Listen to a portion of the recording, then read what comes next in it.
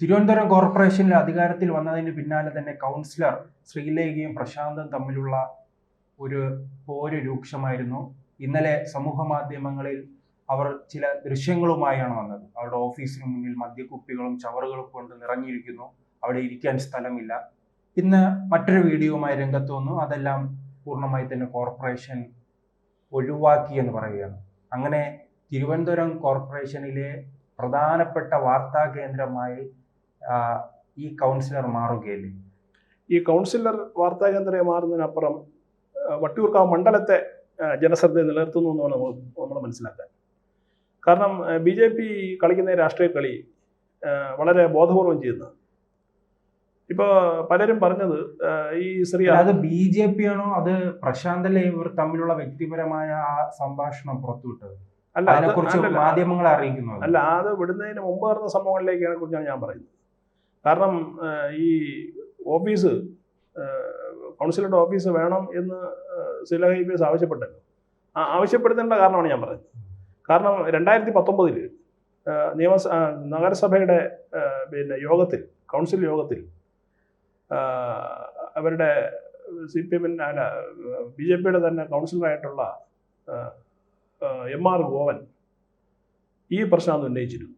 അതായത് വഴിവിട്ട് MLA VK പ്രശാന്തിന് നഗരസഭയുടെ കെട്ടിടം കൊടുക്കുന്നത് ഇവരന്ന് വലിയ ചർച്ചയാക്കിയിരുന്നു നഗരസഭയിൽ 2019. മാത്രമല്ല അന്ന് ഇവർ പ്രതിഷേധിക്കുകയും ചെയ്തു. പാർലമെന്റ് നമ്മുടെ നഗരസഭയുടെ കൗൺസിൽ ഹാളിൽ അന്നുണ്ടായിരുന്ന BJP അംഗങ്ങൾ ഇതിനെതിരെ പ്രതിഷേധിക്കുകയും ചെയ്തു. പക്ഷേ അതിനെ അവഗണിച്ചുകൊണ്ടാണ് ആര്യ രാജേന്ദ്രൻ ഇദ്ദേഹത്തിന് തുടർന്നും അവിടെ ഓഫീസ് ഉപയോഗിക്കാനുള്ള സൗകര്യം കൊടുത്തത്. അപ്പോൾ ഇത് കേവലമായി ശ്രീലേഖയുടെ ഓഫീസ് പ്രശ്നം നമ്മൾ കാണേണ്ടതില്ല. ഇവർ വളരെ ബോധപൂർവം ചെയ്തതാണ്. അതിന് IPS ബുദ്ധി അവർ ഉപയോഗിച്ചു എന്നുള്ളതാണ് വാസ്തവം. അപ്പോൾ ശ്രീലേഖ എന്താ ചെയ്തത്? വളരെ തന്മയത്വത്തോടു കൂടി ആണ് ഈ പ്രശ്നം അവതരിപ്പിച്ചത്. എനിക്കവിടെ സൗകര്യക്കുറവുണ്ട്, അതുകൊണ്ട് മോനെ നീ ഒഴിഞ്ഞതാ, എനിക്ക് വൃത്തിയായിട്ട് ഓഫീസ് നടത്തിക്കൊണ്ട് പോവാം എന്ന് വളരെ മാന്യമായൊരു ഭാഷയിലാണ്. അതൊരു കെണിയായിരുന്നു, അല്ലെങ്കിൽ ഒരു ചൂണ്ടായിരുന്നു. ഈ പ്രശാന്ത് അയ്യർ കൊത്തിയതാണ് അവതായത്. കാരണം അയാൾ ചെയ്യേണ്ടിയിരുന്നത് എന്താ? ശരി, ഞങ്ങൾ അത് ആലോചിച്ചിട്ട് നമുക്ക് മാറി തരാം, എനിക്ക് കുറച്ച് സമയം തരണം, ഇത് ഞാൻ ആലോചിക്കട്ടെ എന്ന് പറയുന്നതിന് പകരം ഞാൻ മാറൂല, നിങ്ങൾ ചെയ്യാനുള്ള ചെയ്തോ എന്നുള്ള സാധാരണ ഒരു CPM കാരൻ്റെ ധാർഷ്ട്യം അവരോട് പറയുകയും അതിനുശേഷം AK സെൻറ്ററുമായിട്ട് ചർച്ച ചെയ്ത് ഇതിനെ ഒരു രാഷ്ട്രീയ വിഷയമാക്കി മാറ്റി ശ്രീലേഖ IPSനെ എഴുത്തി കാണിക്കുകയും വലിയ വിജയം നേടിയ കോർപ്പറേഷനിലെ BJPയുടെ വിജയത്തെ ഇകഴ്ത്തി കാണിക്കാനുള്ള ഒരു അവസരമായിട്ടാണ് അവരതിനെ ഉപയോഗിച്ചത്. പക്ഷെ എന്താ പറ്റിയത്?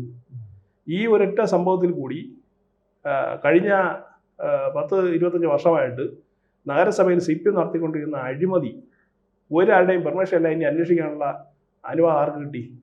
BJP മേയർക്കും കിട്ടി, കൗൺസിലിനും കിട്ടിയെന്നുള്ളതാണ്. ജനങ്ങളിപ്പോൾ മനസ്സിലായി. ഒറ്റ ഇൻസിഡൻറ്റ് ജനം മനസ്സിലായല്ലോ യുവമാർ ഏറ്റവും വലിയ അഴിമതിക്കാരാണെന്നുള്ളത്. അപ്പം ആര്യ രാജേന്ദ്രൻ മാത്രമല്ല, അതിന് മുമ്പിരുന്ന മേയറായ VK പ്രശാന്ത് നല്ല ഒന്നാം കിട അഴിമതിക്കാരനാണെന്ന് തെളിഞ്ഞില്ലേ? ഇപ്പോൾ VK പ്രശാന്ത് വാർക്കുന്നില്ലല്ലോ കഴിഞ്ഞ 2 ദിവസത്തിന് പുറം. കാര്യം അബദ്ധം മനസ്സിലായി. അയാൾക്ക് പാർട്ടിക്ക് മേലെ നിന്ന് അയാൾക്ക് മിക്കവാറും ശാസനം കിട്ടിയിട്ടുണ്ടാവും. കാരണം ആവശ്യമില്ലാതെ മതി ഈ ചൊറിഞ്ഞ് നമ്മൾ വ്രണമാക്കുകയെന്ന് പറയില്ലേ, അതാണ് സംഭവിച്ചത്. അപ്പോൾ എന്നിട്ട് എന്ത് ചെയ്തു? ഇവർ വീണ്ടും IPS ശ്രീലേഖ ബഹളുണ്ടാക്കാനൊന്നും പോയില്ല.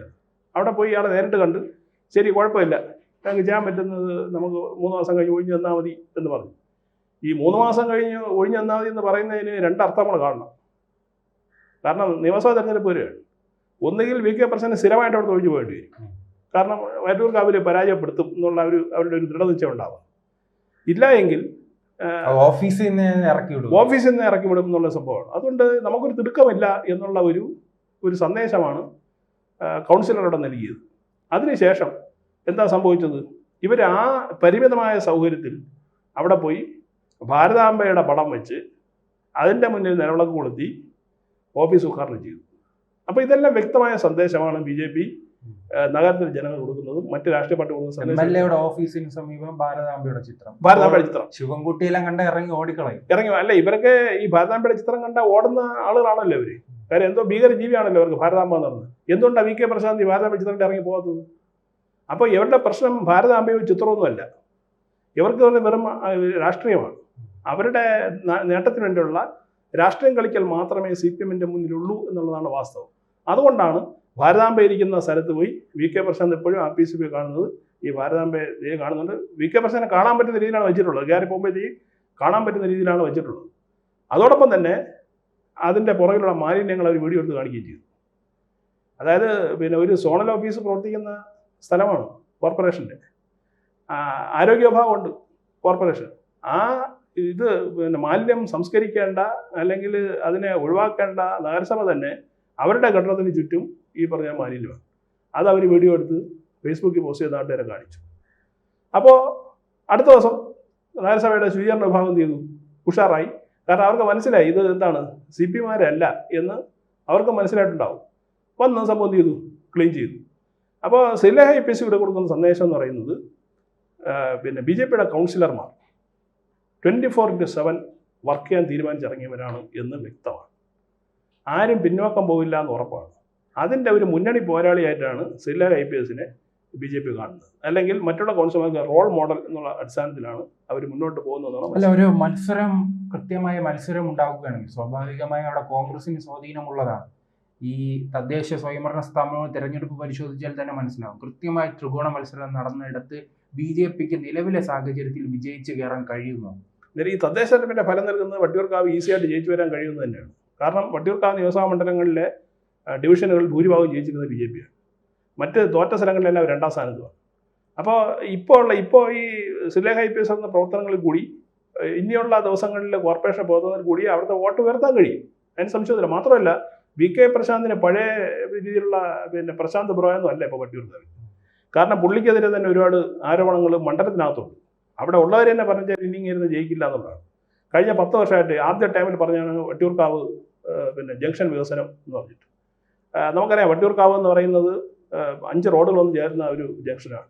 എപ്പോഴും ട്രാഫിക് ബ്ലോക്കാണ്, മണിക്കൂറുകളോളം ട്രാഫിക് ബ്ലോക്കാണ്. 10 വർഷമായിട്ട് പറയുന്നുണ്ട് ഇതിവിടെ വികസിപ്പിക്കുന്നു. എവിടെ എത്തി? ഒന്നും എത്തിയില്ല. ഇപ്പോഴും പുള്ളി പറഞ്ഞു വെച്ചാൽ അടുത്ത തെരഞ്ഞെടുപ്പിൽ ഇത് തന്നെയായിരിക്കും പുള്ളി മുന്നോട്ട് വയ്ക്കുന്നത്. മാത്രമല്ല ഈ വട്ടിയൂർക്കാവ് മണ്ഡലത്തെ പേരൂക്കടയായിട്ടും വെള്ളയക്കടവായിട്ടൊക്കെ ബന്ധിപ്പിക്കുന്ന ഒരു റോഡ് ശൃംഖലയുണ്ട്. അതും പുള്ളി പറഞ്ഞാണ്, അതും ഇതുവരെ നടപ്പിലായിട്ടില്ല എന്നുള്ളതാണ്. അപ്പോൾ സ്വാഭാവികമായിട്ടും ആദ്യകാലത്ത് ഇദ്ദേഹം വലിയ വാഗ്ദാനം കൊടുത്ത് മുന്നോട്ട് പോയെങ്കിലും അതല്ല ഇപ്പോൾ പാതി വഴി നിൽക്കുകയാണ്. അതുകൊണ്ട് തന്നെ ഇദ്ദേഹത്തോട് ജനങ്ങൾക്ക് ഇപ്പോൾ പഴയ മതിപ്പൊന്നുമില്ല. മറുഭാഗത്താണെങ്കിലും BJPയുടെ ഈ കൗൺസിലർമാരുടെ വിജയത്തോടു കൂടി അവർ ആ മണ്ഡലത്തിൽ കുറച്ചുകൂടി സ്വാധീനം ശക്തമാക്കിയിട്ടുണ്ട്. ഇനിയുള്ള പ്രവർത്തനം കൂടി കൂടുതൽ ഊർജ്ജസ്വലമായിട്ട് ഒരു രംഗത്ത് വന്നു കഴിഞ്ഞാൽ വി കെ പ്രശാന്തിന് ഈ പറഞ്ഞതുപോലെ സിലേഹ IPS പറഞ്ഞതുപോലെ 3 മാസം കഴിയുമ്പോൾ ഇറങ്ങിപ്പോകേണ്ട ഒരു സാഹചര്യം വന്നേക്കും എന്നാണ് നമുക്ക് മനസ്സിലാക്കുന്നത്. ഈ സംഘടനാപരമായി നോക്കുകയാണെങ്കിൽ അവിടെ BJPയുടെ ശക്തി എന്താണ്? വട്ടിയൂർക്കാവ് നേരത്തെ തന്നെ BJPയുടെ ശക്തി കേന്ദ്രമാണ്. പ്രത്യേകിച്ച് RSSന് വലിയ ഹോൾഡുള്ള ഒരു പ്രദേശമാണ് വട്ടിയൂർക്കാവ് എന്ന് പറയുന്നത്. അവരുടെ വളരെ സിസ്റ്റമാറ്റിക്കുള്ള പ്രവർത്തനം അവിടെ ഉണ്ട്. പിന്നെ ഈ ഒരിക്കൽ മുരളീധരൻ വന്ന് ജയിച്ചു എന്ന് പറയുന്നത് ഈ നമ്മുടെ തിരുവനന്തപുരത്തിൻ്റെ പ്രത്യേകത എന്ന് പറയുന്നത് കെ കരുണാകരനോട് പ്രതിപത്തിയുള്ള ഒരു തലമുറ ഇപ്പോഴും ഉണ്ട്. ഈ നേമത്ത് മുരളീധരൻ മത്സരിച്ചപ്പോഴും അവിടെ കുമ്മനെ തോക്കാനുള്ള കാരണം എന്ന് പറയുന്നത് ഇതേ പ്രശ്നം കൊണ്ടാണ്. കാരണം BJPക്ക് വോട്ട് കൊണ്ടിരുന്ന നല്ലൊരു വിഭാഗം ആളുകൾ, കരുണാകരനോട് പ്രതിപത്തിയുള്ള സ്നേഹമുള്ള ആളുകൾ, ആ വോട്ട് മുരളീധരൻ മറിഞ്ഞു എന്നുള്ളതാണ് വാസ്തവം. അപ്പോൾ ആ ഒരു രീതി ഇപ്പോൾ മാറിക്കഴിഞ്ഞു. അത് കെ മുരളീധരൻ ഒരു വിഷയമല്ല, അതൊരു പാഴാണെന്ന് നാട്ടുകാർക്ക് മനസ്സിലായി. അപ്പോൾ തന്നെ മാത്രമല്ല ഇനി വട്ടിയൂർക്കാവിൽ കെ മുരളീധരൻ മത്സരിക്കുമെന്ന് എനിക്ക് തോന്നുന്നില്ല. കാരണം പുള്ളി മനസ്സിലായി അവിടുത്തെ ഒരു ഈ പൊളിറ്റിക്കൽ ചേഞ്ച് കൃത്യമായിട്ട് മനസ്സിലാക്കിയ ആളാണ് പിന്നെ മുരളീധരൻ. അതുകൊണ്ടാണ് അദ്ദേഹം ഈ ശബരിനാഥനെ മുൻനിർത്തി ഇറക്കി നിർത്തി കൊടുത്തത്. വേണമെങ്കിൽ നിങ്ങൾ എന്താണ് ജയിക്കുകയോ അല്ലെങ്കിൽ ഭരിക്കുകയോ എന്തോ ചെയ്യുന്നുണ്ട്, അദ്ദേഹം കൈയൊഴിയാണ് ചെയ്തത്.